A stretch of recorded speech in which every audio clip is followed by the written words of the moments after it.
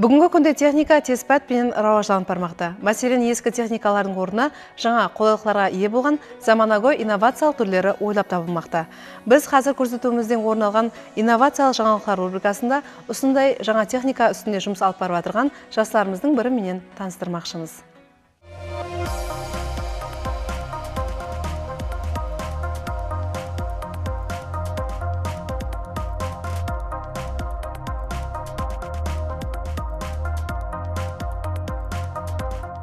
Технологияның рауажлануы нәтижесінде қазіргі уақытта техникалар біраз өзгеріп, заман талабына сай инновациялық технологияларменен жетілістіріліп барылмақта. Міне осындай техникалық ізденбелерге қызығушы жастарымыз да арамызда бар. Міне осындай жастарымыздың бірі Халиев Наджиболла. Біз бүгін рубрикамыз арқылы Наджиболла менен осы бағдарда сәубетлесеміз.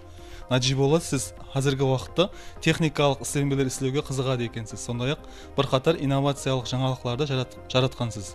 Осы техникалық ізденбелер істеуге қандай түрткі болды? Техникалық ізденбелер істеуіме балалық кезімнен қызығамын. Жастық кезімнен физика, математиканы жақсы оқып, лицейде жақсы тамамлап, техника факультетінде оқып шығып, магистратурам жақсы бақаларға тамамлап, келешекте құрылысшы, яғни техникаға жақын болатұғын техникалық машиналарды істеп шығару, құрылысқа керекті болған аспап үскенелердің өнімдарлығын асыру менің басты мақсатым болды. Міне соларды инабатқа алып, өз үстінде істедім. Қазіргі уақытта қандай техникалық ізденбе үстінде істеп жатырсыз? Студенттік дәуірімде басылған ісімді давам етіру мақсатында міне магистратураға жол алдым. Магистратурада оқып, Ташкент қаласында барлық сыр сынатыларды үйренуде басты кезекте ilmiy başçılarım, оқытқан ұстазларым көмек болды. Осы izlenуlerim нәтижесіз болып қалмады. Мына қазіргі уақытта ысту үскенелеріне алып келді. Яғни ысту үскенелер қазіргі уақыттағы оптимал машқала есептелінеді. Яғни ауылдық шариғатларда, ауыл қожалық орындарда, яғни қаладан шеткі жерлерде ысту үскенесіне талап жүде күшлі. Сол ыстылық үскенелерін үнемлі һәм бір марамда істеп тұратұғын ыстылық үскенесін істеп шықтым. Бұл котел, яғни сол котелді, яғни бір пропан баллон, яғни 40 литрлік, 50 литрлік газ баллонменен табиғи газды үнемлеп жеткізіп беретұғын ыстылық үскенесін істеп шығуыма себепші болды. Ысту үскенесінің техникалық жағын түсіндіріп кететін болсам, бұл үскенені істеп шығаруда дерлік маған әмелият керек болды. Яғни теориялық білімлерге сүйеніп отырып, мен әмелиятты істеуге ұндады. Яғни бұл үскенені істеп шығаруда басты мақсатымыз ауылдық шариғатларда, яғни газ жетіп бармаған, толық отын, көмірді жағып, үнемлі жағып отқан жергілікті халықлар үшін осы машқалаларды үйреніп отырып, мен газ жанылғысына тоқтадым. Яғни газ жанылғысы қазіргі уақытта ауылдық жерлерге газ баллонларда беріліп жатырды. Сол газ баллонларды шығып тұрған энергиясын дерлік мүддетін асыру мақсаты болды. Яғни қазіргі уақытта дұрыс бұл ысту үскенесі жаңалық емес. Қазіргі уақытта бұл үстінде көплеген іздетіленулер алып бара жатырды. Соларды үйреніп отырып, газ баллонменен істеп жатқан ұсталардың бәрін көріп шығып, бұлар мүддеті 5 күн, 6 күнге жетпей жатырды.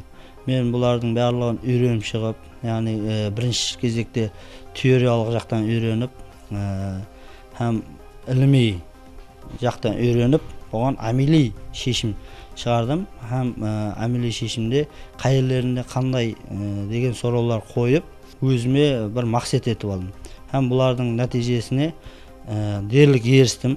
Толық өзінің қуатында жанатын болса, 24 сағат davamında пропан баллонында 40 литр газымыз 15 күнге жетеді. Ал үнемлеп 12 сағат жағатын болса, 28 күн дерлік 1 айға жетеді. Соларды есапқа алып, тұрақлы энергияны жеткізіп беретұғын, газ бен жанатұғын ысту үскенесін істеп шықтым. Яғни әбеттен соң 4-5-лерде жақса, сағат 8-9-ға дейін дерлік ыстылықпенен тәмілей алатұғын есаплап шықтым. Бұл үскенені және де өз үстінде істелену мақсатында қазіргі уақытта көплеген шетел информацияларынан, яғни мағлұматларынан сүйеніп, осы машқалаға шешім тауғаларын есапқа алып, осы яғни проектіме, яғни исленбеме қосымшалар кірттім.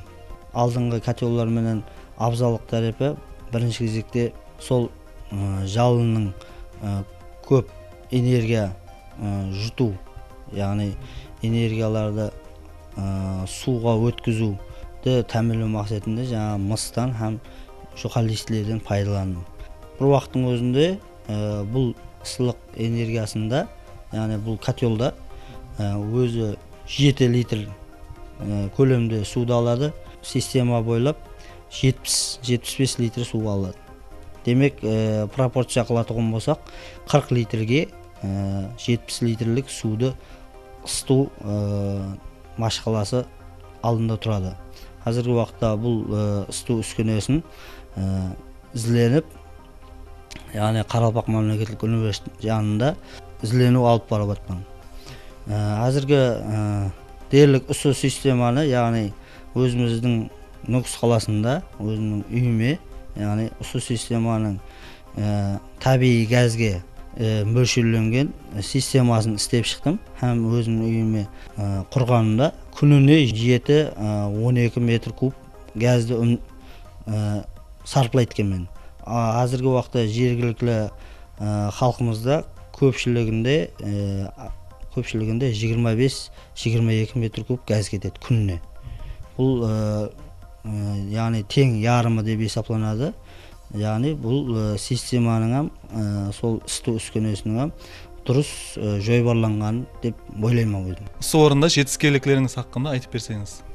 Осы орында жетіскерліктерімді айтатын болсам, бірінші кезекте 2016 жылы Ташкент қаласында болып өткен инновациялық көргөзбелер ярмаркасы, яғни 9-шы республикалық 9-шы ярмаркада Қарақалпақстан Республикасы атынан қатынасып, сыйлы орынменен, яғни сыйлы дипломменен сыйлықландым. Осы сыйлықлануым және де түрткі беріп, 2017 жылы дерлік үскенелерім һәм басқа да пропан баллонымен дерлік қатынастым. Яғни павильонда қатынастым.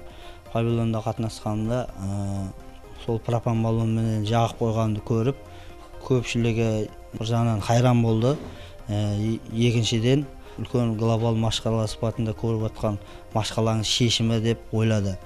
Бір уақыттың өзінде сол кезде шартнамалар түзілді. Һәм сол уақыттың өзінде сол шартнамалар түзілуіне менің істеп шығаруыма түрткі болды. Қазіргі уақытта бұл ысылық үскенесін істеп шығаруда инвесторлар, яғни қолдап қуатлаушы қауендерлерді бірге істесуге өзім шақырамын. Себебі инвестор бәрібір қолдап қуатласа, идея реалға айланады. Міне қазіргі уақытта көптеген инновацион идеяларды көріп жатырмыз. Барлығы дерлік бір машқаланың шешімі деп ойлаймын. Менің де бұл үсленбем тек қана Қарақалпақстан емес, Құда қаласа қалер едім. Бұл дүния жүзілі бір машқаланың шешімі болса деп ойлар едім. Рахмет, ниетіңіз әмелін көргейсіз. Технологиялар рауажланған сайын ізденулер де артады. Бұл болса өз кезегінде жаңадан жаңа инновациялық ісленмелердің пайда болуына, жаратылуына түрткі болады.